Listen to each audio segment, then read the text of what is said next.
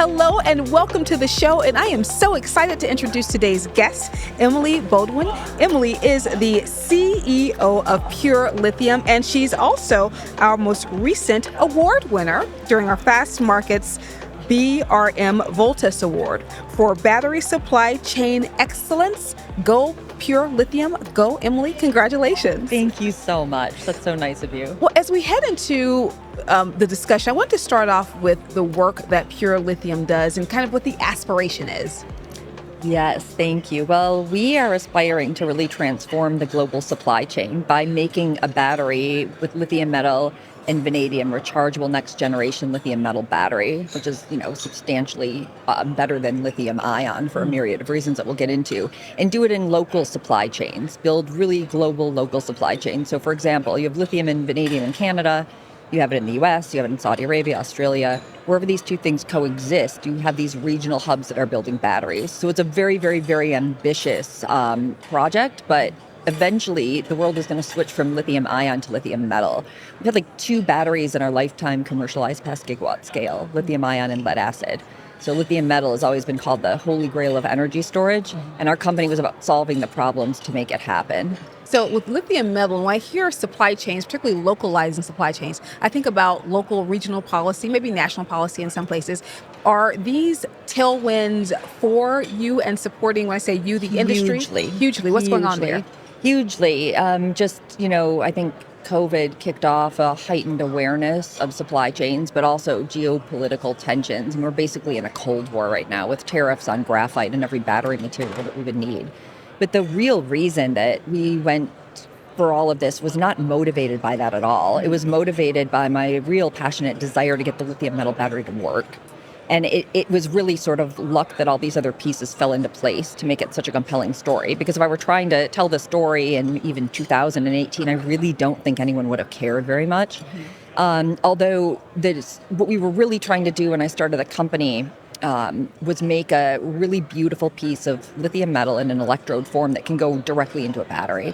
And, there are lots of chemicals that you can ship around, but lithium metal is not one of them. You have to coat it with mineral oil to ship it. It's very reactive. It really doesn't make any sense. And by the time you get the material, it's not really in a form that you can cycle it in a battery. So the first part of solving the lithium metal battery problem for us was to make a piece of lithium on a piece of copper, which is a real battery electrode. But we have to do it really cheaply because right now it's exorbitantly expensive. So then we solved that problem, and then we started to think about the entire battery quite holistically, to test our lithium in the battery. And vanadium is a cathode that is absolutely wonderful. It doesn't have lithium in it, so for lithium metal, it can accommodate all the capacity of lithium. The form of vanadium that we were using, and Nobel laureate Professor Stan Whittingham has been working on in his lab. So we called him and said, Stan, I want to work with this vanadium. Will you give us some? Absolutely, of course. He sends it to us. We make batteries with it in our lab, and our lithium is, not exposed to air. Like, it's perfectly pure, perfectly flat. It just cycled so beautifully. We filed a patent together and said, we're going to go do this together. And it's a beautiful cathode material, and it's just really, really wonderful that it just happens to be everywhere where lithium is too. And that was a benefit, because even when the lithium-ion battery was invented, no one was thinking about supply chain. Nobody. It's a 40-year-old technology. The Nobel laureates, they were not thinking about supply chain. They're the first people to admit that. I mean, chemical batteries are hard. And, not a lot of options. So they did what they could to change the world, which they did. But now we have to, we really have to optimize how we think about supply chains and energy storage to get better batteries. And so you're talking about the challenges behind this. It's hard to do. Lithium ion, how it's been around for so long, but we felt that there was a better way to do it, and that's where you came in. Take us from that point, before you started along this path, lithium metal, where you said, you know what? This is my path. This is what I want to do. I want to explore and experiment. It sounds like there's a lot of experimentation, that kind of scientific approach that goes to it. When did you start in this direction? So it was about 2012. I was starting to get really interested in this space, and IBM at the time was working on what was called the lithium air battery. And, again, that's when I first started really learning about lithium metal and the potential of it. And it was called the Battery 500 Project, which although now the Department of Energy took that project over, and there's a Battery 500 project. with the DOE that works on lithium metal, but only paired with an NMC cathode. NMC cathodes were invented at Argonne National Laboratory in this country, so it makes a lot of sense to do that. And another chemistry, sulfur. So anyway, I was just amazed by the potential of this battery. But the practicality of that lithium air battery is a little bit different. Why is that? Well, so pure oxygen in a glove box, the chemistry works great.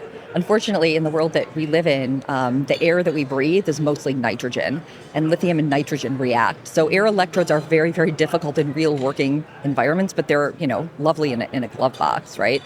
So I was like, so I just started becoming incredibly fascinated, because if you could unlock lithium metal, you've got 3,861 milliamp hours a gram of energy in lithium metal versus 375 in graphite. Why would you not want to do that? So I just became so fascinated, and I'm someone who really likes challenges. I like to try to solve the hardest problems. So I was like, this is like a super hard but obtainable problem. Every piece of literature back then you read, this battery is the dream. It was invented in 1977 before lithium ion was, by Stan Whittingham, the Nobel Prize winner. So why isn't it here? When he invented it, he paired it with a titanium disulfide cathode, which had no lithium, and then he took to the Chicago Auto Show. It debuted there. It's adorable. All this history. So, but the material wasn't good enough, and lithium ion was the compromise. But now, 40 years later, it's just really time to change, and the supply chain issues have, I think, really, really made that a heightened situation. If I had a cathode that wasn't available everywhere, we just wouldn't have a shot. So at what point have you said, I'm in preschool, but I know what I'm going to do. I'm in elementary school, but this is my path. At what point did you say, I like solving the most challenging problem? And then later on, let me get into this industry to do so. But at what point did you identify that? I was a very unusual child. So I would say that I always wanted to solve whatever hardest problem there was, but it wasn't a particular area. My best friend and I wanted to be astronauts when we were little, until we watched the Challenger blow up on television. And we both looked at each other, and I'll never forget this day. We both looked at each other and were like, how did that happen? We wanted to find out how the Challenger exploded when we were in elementary school. So it was an O-ring. I mean, it's like a whole thing. It was really actually a really stupid reason that Chris McAuliffe and those astronauts were killed. A really stupid, preventable reason, but that's a whole other story. So I always wanted to solve, very, very hard problems, whatever they were. So I was sort of a, very introverted kid who really, just wanted to learn, read, and solve problems.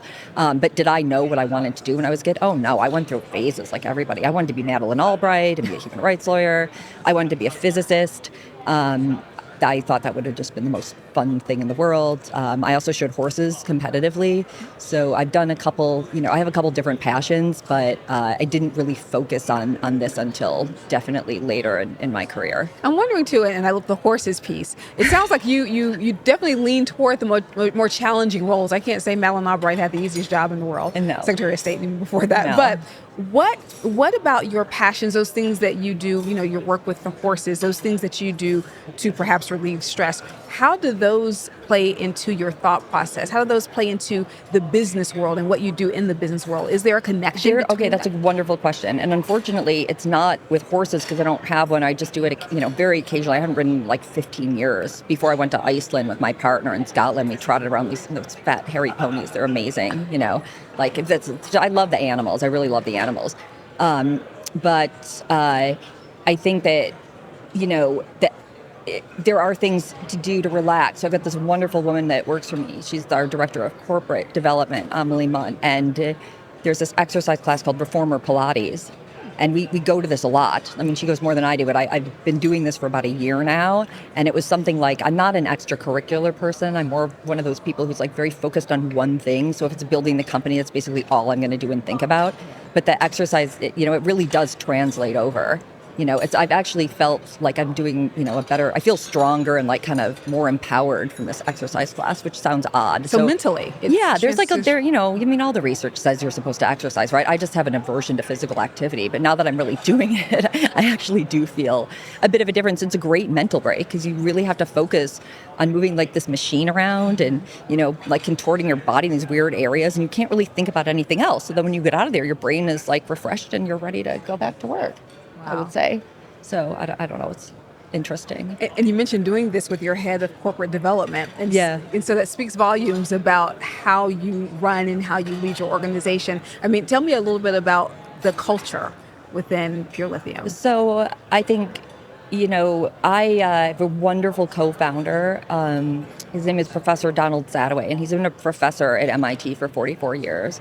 And he started several companies. He sits at the intersection of batteries and metallurgy, but his amazing talent is working with people and scientists and empowering people. So he had a lab at MIT, they had 50 people in it, and we really modeled our organization after his laboratory. So we encourage all open communication in our organization. We don't have walls up between our scientific department. Everyone talks to each other. We encourage as much openness, and we are encouraging. We don't ever criticize or attack. It's like, what problem can we solve? So we don't want people to be afraid to talk about the problem they're having with the research. So we try to create a very open environment where people feel very, very, very comfortable to talk about, the problems they're having so we can actually solve them. So our scientific leadership culture, and not a lot of companies actually work that way. So our scientific, leadership in that, was really, really inspired by Don. The rest of the company, we tried very, very hard to be inclusive and diverse. I'm very proud of our diversity. I mean, we have people that are first generation Mexican immigrants that went to community colleges in California that got into MIT and got their PhD there. We have, incredibly diverse backgrounds. We have many non-binary people. We have a lot of women in our company, which is great, and a lot of women at the top. I'm here with 2 other women. Our COO is a woman. Emilie is a woman. We have a director of battery engineering, Natasha George. She's a woman. Our director of development, Kavitha Shanti, is a woman. And if I'm missing any women, I feel terrible. Our lab manager is a woman, and we employ a lot of junior women. So we really try to be as inclusive as we can. And we have a huge geographic population. We just hired a woman from Saudi Arabia. Yeah, oh yeah, I'm really excited about that because that's just cool. So, we really try to empower and foster a culture of growth and inclusion, but we also work very, very hard. Like when you come to Pure Lithium, you know that you have to work really hard and really perform. So everybody pulls for the team. So I'm hearing clearly there's a theme around the working, being diligent, as well as problem solving. And you've seen from a corporate culture perspective, you seem to already solve a lot of the issues that other corporations are trying to do.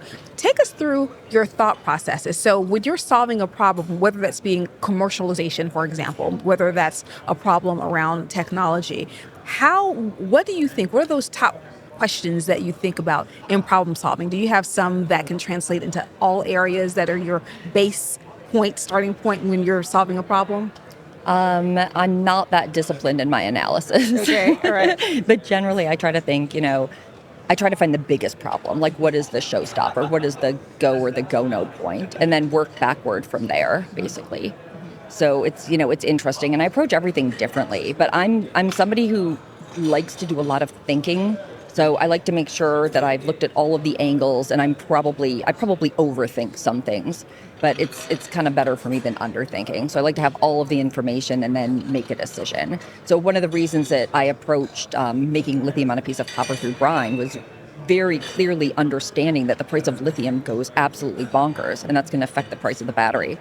So I'm thinking about what are the top reasons lithium metal can't be in a car or battery right now, and then you just sort of start to solve those problems. I think with the social and the culture problems, that was very different. We grew our organization, kind of organically, and then I've now, as a CEO, I feel a much bigger responsibility to play an active role, especially now as we're about 50 people. So I've been, very proactive. I read this great book by a woman named Emily Chang from Bloomberg called Brotopia. Okay. And it started to go through all of the Silicon Valley companies and how they became really awful cultures of drinking, all sorts of like horrifying things, and piece together, how we want to avoid anything like that. So there is, several people in the book who have started several companies that, were examples of, oh my God, this culture didn't work. My next company, like they're very, very deliberate. So I've learned from a lot of these examples. So we just try to foster the best culture that we can, but at the end of the day, like we're a business. So everybody, I think, is there for a mission-driven purpose. They're not there to drink and party. I mean, we're all a bunch of introverted scientists, basically. So, Okay. I really see you with a pros and cons list. I see you with some data-driven approach where you have Yes. column A, column B, and then, am I correct? You are absolutely correct. Okay, so take me through that. When you're making a decision, you have a piece of paper in front of you. We can't do this digitally. We gotta have a piece of paper, right? So take me through. Oh, and okay, in the head. All I'm right. looking at my director of corporate development, like she knows I don't write down a lot of things. You should see my note. You should see. I get these big notebooks, and I just, and my handwriting's terrible. Yeah, I do. I definitely make tons of pro and cons list. In fact, there's a company that I really want to work with. Love the company. People are like telling me, no, you need to work with a bigger company. I'm like, no, there's a whole pro and cons list. I'm very much a pro and con list. I'm very, very analytical about the way that I make decisions. I'm very objective about them. If you're not, you're just a person with an opinion. I do not make emotional decisions. But if you ask people that know me, I've been that way since I was 7 years old.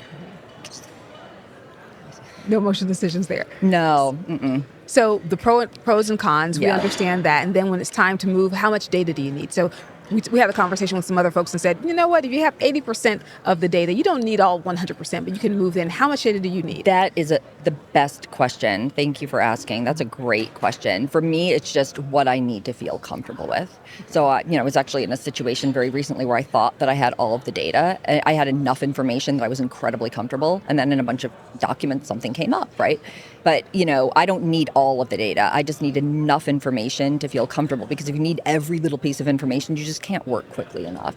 And when you're moving quickly through technology and you're trying to decide, am I going to go with this chemistry or this chemistry or this chemistry, you have to, be very comfortable with your ability to say, okay, I'm going to do a couple experiments. If this doesn't work, it's done, it's over, it's cut. It's like, oh my God, what if this, what if this, what if this? No. Just these 3 data points are enough. So for me, it's about identifying what the most important data points are and then kind of working backward from there. Okay. And we have business as usual decisions, and then we have big decisions, big money making or cost decisions. When you're looking at the business as usual decisions, when you talk about moving fast, like what's the rate for making those business as usual decisions? Well, we're trying to get to the market like faster than anyone. We want to be the first into the market with this new battery. So I have to make decisions really, really, really quickly. I like to move as fast as possible. If you ask anyone who knows me, I'm like the most efficient person in the airport. I'm just my path to even, getting up in the morning, getting out the door. It's like I'm like efficiency. I lived in New York City my whole adult life, and I have an incredible appreciation for the timing of the traffic lights and the crosswalks. Yes. And living in Boston makes me crazy because they're not synced at all. So I keep saying this publicly. I'm hoping the mayor of Boston is sometimes going to hear me and somebody's going to get to talk to her and explain all this. But I just like efficiency in general. So when I make a decision, I want to do it fast. And this is going to go back to my horse thing. So I think that I actually got I found something I can talk about myself now. I think I got a lot of skills from competitive show jumping, because you're on this animal that weighs 2,000 pounds and you have less than 2 minutes to jump about, jumps that are 5 feet it's all muscle memory, right? It's all instinct. And, if you're going to like a 5-foot ox or on a horse and you see the distance 5 strides away, if you pull on the reins a little bit too hard, you're farther off the base of the jump, you crash through the middle of it. You have to just trust your gut and go. When you're riding or teaching people to ride, you say in front of a jump, never make a last minute decision, because that's what gets you in trouble, right? And it flips. So you have that kind of confidence. So I kind of mentioned, I'm very introverted, right? So why can I go to Saudi Arabia and speak in front of 20,000 people? I think you're in the ring with the horse. It's like, boom, you got 2 minutes. You have to be so laser focused. You can't mess up. So I should give riding a little bit more credit than I actually do.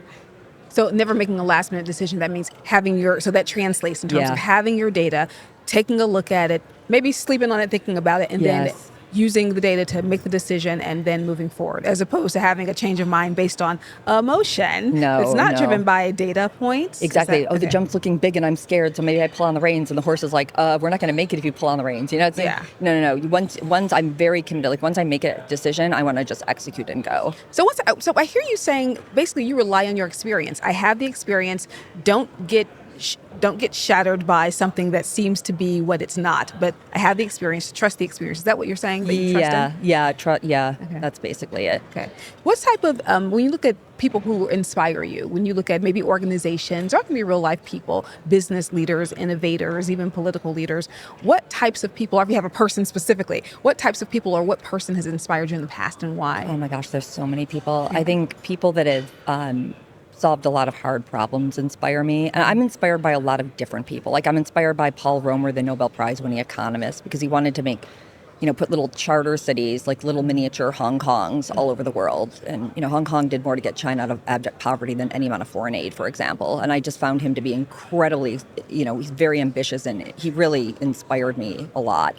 I have friends that inspires me. My friend Vivas Kumar of Mitra Chem really, really inspires me. But people like, Tell me about Vivas. I've met Vivas. We talked to him. So tell me about... Yeah. Yeah. Oh my gosh, Vivas. I mean, So what inspires you specifically? Vivas, his energy, his commitment to everything, his diligence to absolutely everything. But he has an incredibly warm, wonderful personality, and he's passionate, and he's just always on it. And we have a little like a CEO chat with a couple friends of ours where we can like bounce ideas and stuff. He's just a really good friend and a really good entrepreneur.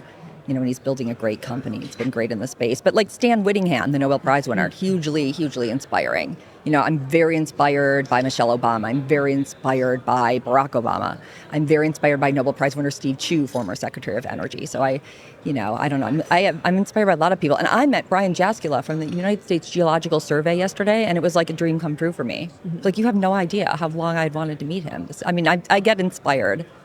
So that's an example. You met him at the conference. How do you build this community? How do you have Vivas right in the CEO chat with you? And how do they come to you? How do you come to them? How can someone build this type of community when they are an entrepreneur as well? Yeah, it's really important to start building this community. It really is important. So I had friends of mine tell me that I need to meet Vivas, and we should have been friends for like 2 years. And I was just too busy. I'm like, I don't really need a friend, guys. He's a great guy. He's very respected in the industry. And then we were at a conference together in France, and we're like, we have the same electrolyte powder in our water. Like, we're very similar people. Okay. That's right. So, but building, he's helped a lot. Virginia Clausfield, who also won a Voltas Award for, women in the industry. I mean, we met at a conference in France together. We try to grow our own internal network. Batteries and lithium, it's a very small world. So I think that, there are a lot of up and coming CEOs together. And, we try to, I actually try to now actively build these relationships more than I ever did. Emilie, what would you say is your end goal? If someone sees you and sees these verticals, if you will, they see the pillars in your life, building community, helping to solve problems, as well as the Pilates piece, but really working to make, the culture of your company what you want it to be. If they put these pillars together and say, based on this data, her end goal is X, what would you say your end goal is? To just make great change happen in the industry and the space, to do something very, very impactful. I'm not a religious person at all, but we're here in this incredible planet for a fixed amount of time. So I just feel like, for me personally, I want to just do something and make the biggest impact that I possibly can. And that's just what I enjoy too. It's fun, for me. It's really, really fun for me to do this. I'm not somebody who, I get bored very, very, very easily. From the introvert who solves problems, the problem-solving introvert who really believes in the power of building relationships, maintaining community, and delivering, and also leading with empathy. Yeah. Emilie Bodoin, thank you so much for joining us. Thank you. Thank you so much.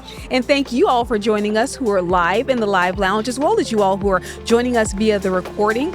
Make sure that you get this episode as well as all of our episodes, and you can join us on YouTube, SoundCloud, Spotify, or wherever you get your content. And also, if you want to get more information about more events, it's easy to do. Just go to the event section on FastMarkets.com. I'm Keisha Shreen, and thank you for joining.